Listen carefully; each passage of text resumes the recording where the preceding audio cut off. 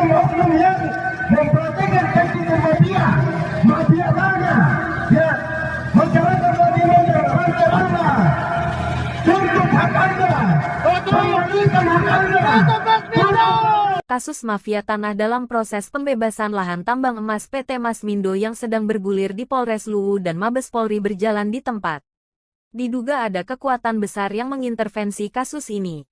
Camat Latimojong selaku salah satu terlapor, saat memberikan keterangan di Polres Luwu, hanya dengan santai dan tertawa. Dia mengatakan apa yang dilakukan adalah instruksi dari atas, dan ada kekuatan besar yang mendukung sehingga dia begitu percaya diri. Camat Latimojong dan keluarganya adalah yang mengepalai mafia tanah ini. Dia dan keluarganya memiliki hampir 100 hektar tanah dalam areal kontrak karya PT Masmindo dari hasil data palsu yang dibuatnya. Pembuatan dan penandatanganan surat akta tanah palsu dan abal-abal dilakukan di Hotel Atrium Palopo yang disewa PT Masmindo milik Kolonel Purnawirawan Amsal Sampetondok, paman dari Kadif Propam Mabes Polri nonaktif, Irjen Ferdi Sambo.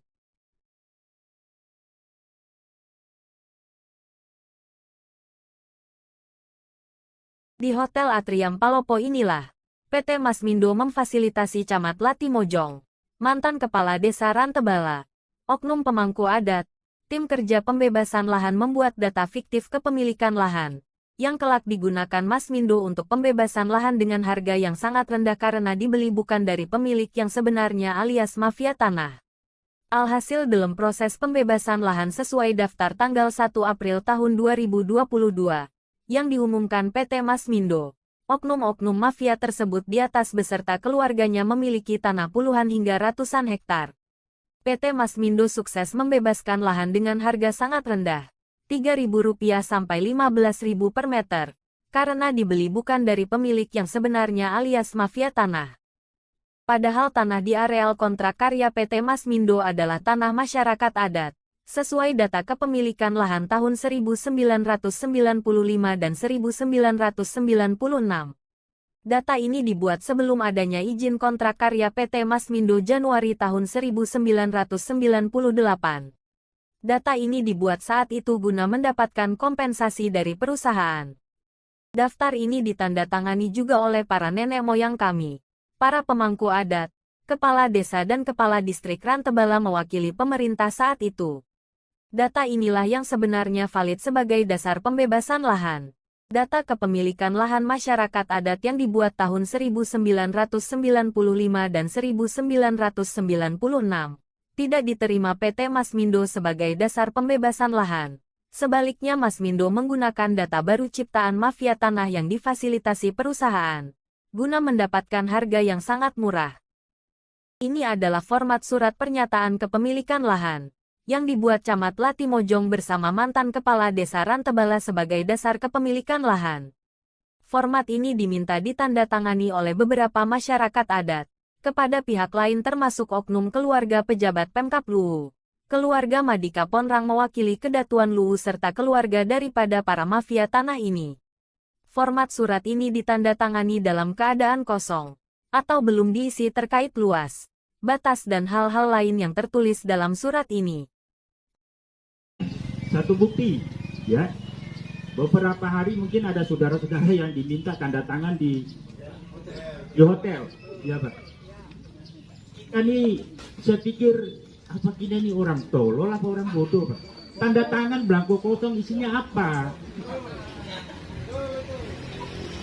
Nah, saya kembalikan tanda, andai kata terjadi seperti itu, bagaimana tanggapan Pak? Suruh saudara-saudara saya tanda tangan di atas meterai. Nggak ada isinya. Itu tolong Pemda, kami minta kejelasan ya. Selain telah bekerja sama dengan mafia tanah, PT Masmindo juga sebenarnya adalah mafia pertambangan. Bagaimana tidak selama hampir 40 tahun beroperasi di Rantebala Kabupaten Luwu tapi belum berproduksi. Pengambilan sampel dilakukan terus-menerus yang terindikasi sebagai tindakan pencurian kekayaan alam Rantebala. Aparat penegak hukum dan pemerintah daerah Kabupaten Luwu terkesan menutup mata atas kebobrokan tambang emas ini. Menurut informasi PT Masmindo selalu membayar upeti kepada pihak-pihak terkait demi keamanan aksinya. terima kasih. Jadi kesimpulan bahwa Mas Mindo ini tidak profesional, pasti. Emang saya sudah batunya dipamerkan di Palopo. Oh ini dari kemana? Oh dari kampung saya. Dalam bentuk apa namanya, kayak pipa begitu. Ini muncul ada yang masih di situ. Masa sekian 35 tahun tidak bisa mengambil kesimpulan? Artinya apa? Mas Mindo ini tidak profesional. Data nggak bisa dipungkiri lagi, itu data 35 tahun. Bukan hanya berapa 20-an, 35 tahun. Jadi ya silakan PT Mas Mindo pikirkan bahwa ini ada sesuatu yang disembunyikan oleh Mas Mindo. Kalau dia katakan apa namanya mengambil sampel, kalau dia rugi pasti tinggalkan. 5 tahun saja tinggalkan. Tidak mungkin mau rugi. Karena tadi katakan mampu bahwa datang untuk tugas negara dan tentu bisnis. Kalau bisnisnya rugi untuk apa? Berganti-ganti pimpinan. Sama nanti sudah dikatakan tadi bahwa akan sama nasibnya ini. Mungkin dipindahkan beberapa bulan datang lagi dengan pemikiran baru lagi, dengan pemikiran membodohi masyarakat.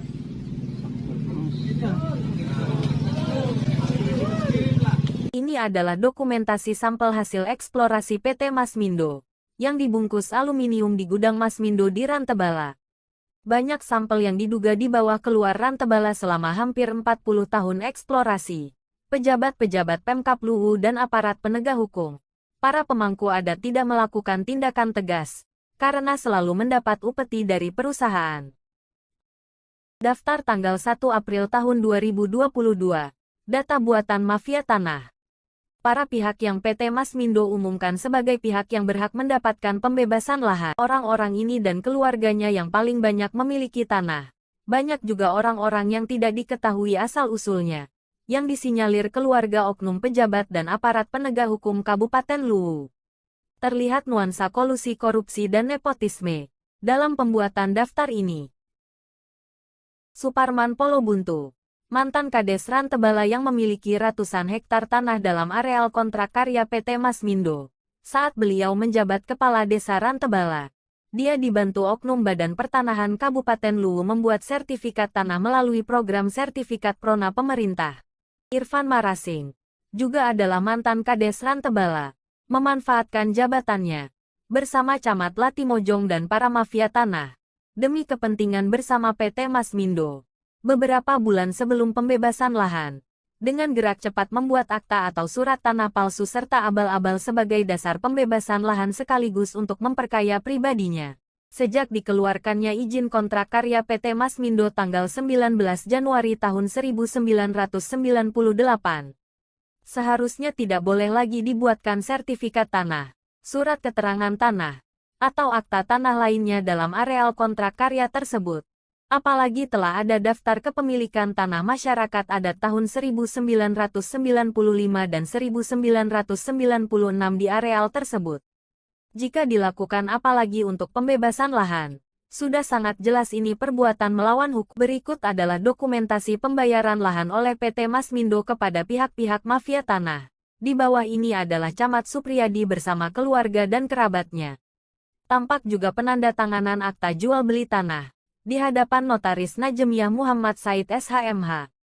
Diduga ada kong kali kong antara Pemda Luwu diwakili Camat dengan PT Mas Mindo terkait harga, karena para pihak yang menandatangani akta jual beli tersebut dilarang membaca keseluruhan daripada akta jual beli tanah ini. Masyarakat adat Rantebala telah melakukan secara cara guna mendapatkan keadilan, mulai ke Polres Luwu, DPRD Luwu, Bupati Luwu, Kedatu Luwu, BPN Luwu, melakukan aksi-aksi demo, menyegel kantor Mas Mindo hingga ke Mabes Polri tapi hingga kini belum membuahkan hasil. Pemerintah Kabupaten Luwu dan aparat penegak hukum kompak diam membisu. Oknum-oknum yang mempraktikkan kecil mafia tanah, ya, masyarakat lagi Rantebala, tuntut hak Anda, kembalikan hak Anda, kembalikan hak Anda, karena harga telah dikurangi.